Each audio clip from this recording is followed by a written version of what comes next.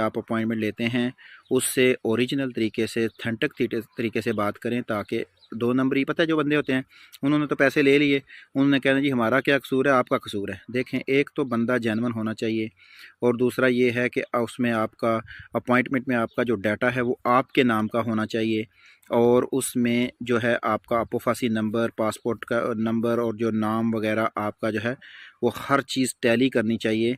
क्योंकि अब totally system जब अपॉइंटमेंट के ऊपर आ गया है तो फ़ाइल भी आपके पहले चेक नहीं होनी है, तो वो सारा सिस्टम ऑनलाइन ही हो जाना है। एम्बेसी ने पहले ही आपकी फ़ाइल को ओके कर देना है। अगर आपकी अपॉइंटमेंट फ़ाइल वगैरह में कोई मसला हुआ तो वो आपको आगाह कर देंगे, आपकी अपॉइंटमेंट भी नहीं जाएंगे, आपको बता देंगे कि आपकी फ़ाइल आई नहीं हुई है। तो इसलिए अपॉइंटमेंट के हवाले से कोई बंदा आपको फ्री अपॉइंटमेंट दे रहा है अक्टूबर की 1, 2, 3, 4 किसी भी तारीख की, तो वो आप ना लें, बिल्कुल ना लें, क्योंकि अक्टूबर की तमाम अपॉइंटमेंट्स जो हैं वो बुक हैं। अगर आप